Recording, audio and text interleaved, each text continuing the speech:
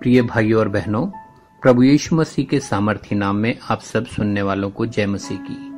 आज हम भजन संहिता 33 अध्याय 12 वचन से 20 वचन पर मनन करेंगे और यहाँ देखेंगे कि वॉइस ऑफ होप जो है वो हमें क्या परमेश्वर के द्वारा जो है आशा देता है। परमेश्वर की आवाज जो है वो हमें क्या आशा देती है। यहाँ लिखा हुआ है कि क्या ही धन्य है वह जाति जिसका परमेश्वर यहोवा है और वह समाज जिसे उसने अपना निज भाग होने के लिए चुन लिया है। तो मित्रों, वचन हमें ये याद दिलाता है कि परमेश्वर ने मुझे और आपको चुना है।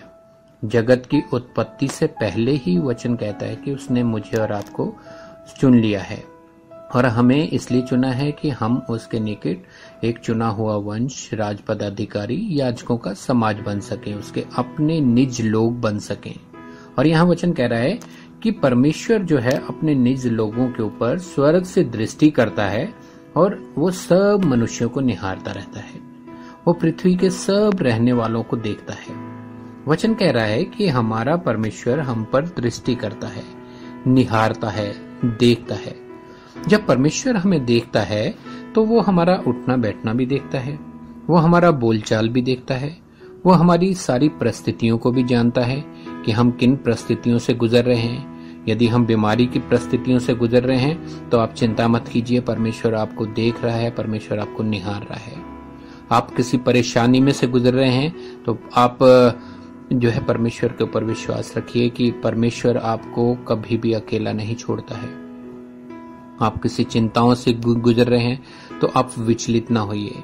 परमेश्वर जब कौओं की चिंता कर सकता है, जब वो परिंदों की चिंता करता है, तो परमेश्वर का वचन कह रहा है कि वो आपको भी देख रहा है, आपको भी निहार रहा है, आप पर भी वो दृष्टि करता है। हमारी सहायता के लिए यदि हम इन परिस्थितियों में लोगों के ऊपर भरोसा रखेंगे तो हम निराश होंगे। वचन कहता है कि राजा सेना की बहुतायत के कारण बच नहीं सकता है।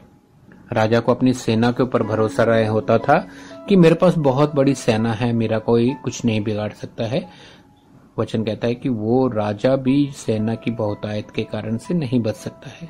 और दूसरी बात कहता है कि वीर अपनी शक्ति पर भरोसा रखकर छूट नहीं सकता है। जो योद्धा होता है वो उसको अपनी शक्ति के ऊपर भरोसा होता है, लेकिन एक बारी को उसकी शक्ति भी उसे धोखा दे सकती है। लेकिन ऐसी परिस्थितियों में जब कोई साथ न दे तो एक व्यक्ति क्या करे।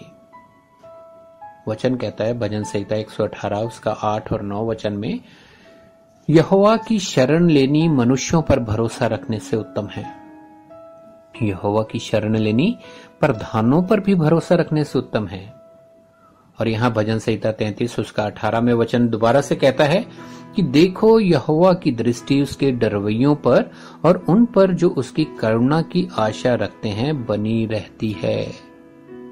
तो मित्रों, परमेश्वर की दृष्टि उसके डरवैयों पर, यदि आप उसके डर और भय में अपने जीवन को व्यतीत कर रहे हैं तो यकीन मानिए परमेश्वर आपको कह रहा है कि मेरी दृष्टि जो है आपके ऊपर बनी रहती है और मैं आपको बहुत प्यार करता हूं। परमेश्वर का ये कहना है इन वचनों के द्वारा कि आप अगर मुझ पर आशा रखोगे तो कभी भी शर्मिंदा नहीं होगे। वचन कहता है कि जितनों ने उसकी ओर देखा उनका मुंह कभी भी काला नहीं हुआ है। मित्रों, हम जिन परिस्थितियों में हैं परमेश्वर की दृष्टि हम पर बनी रहती है।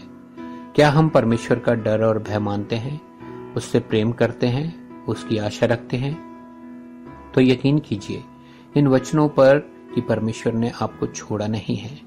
वो आप पर हमेशा दृष्टि लगाए रहता है, वो आपको निहारता रहता है, वो आपको देखता रहता है। अगर आप परमेश्वर की आवाज सुन रहे हैं तो आप परमेश्वर को पुकारिए, वो आपकी सभी परिस्थितियों को बदल देगा। यहां तक कि ये कोरोना वायरस का भी डर आपको विचलित नहीं कर सकता है।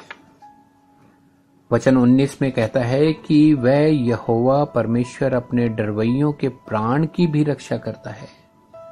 तो परमेश्वर जो है अपने डरने वालों की, जो उसके ऊपर विश्वास रखते हैं, उसके ऊपर भरोसा रखता है, उनके प्राण की भी रक्षा करते हैं। तो कोरोना वायरस भी परमेश्वर के डरवैयों को नहीं डरा सकता है।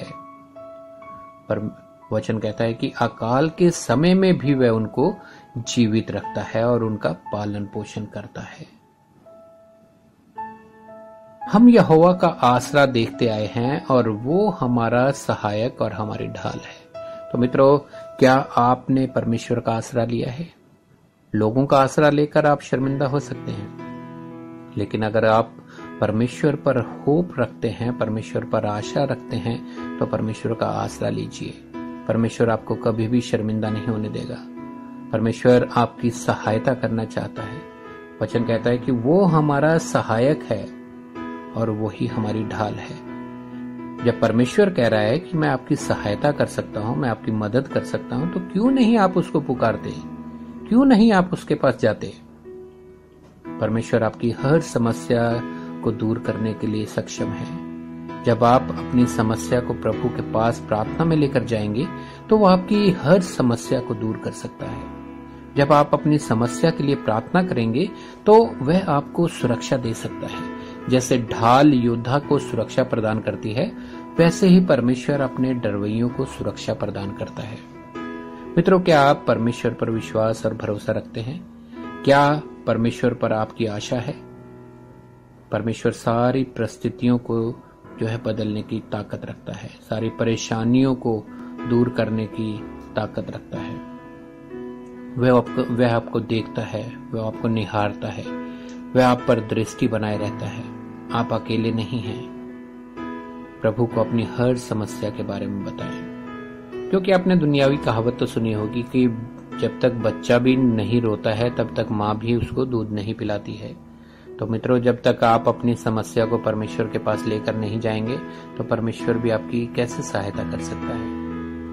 जब तक आप उसके सामने गिड़गिड़ाएंगे नहीं, उसको पुकारेंगे नहीं, उसकी आस नहीं रखेंगे, उसके ऊपर भरोसा नहीं रखेंगे, तो परमेश्वर आपके लिए कैसे आपकी सहायता कर सकता है?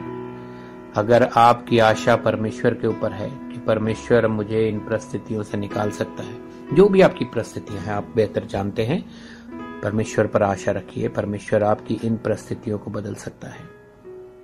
प्रभु इन वचनों के द्वारा आपको आशीष दे। जय मसीह की।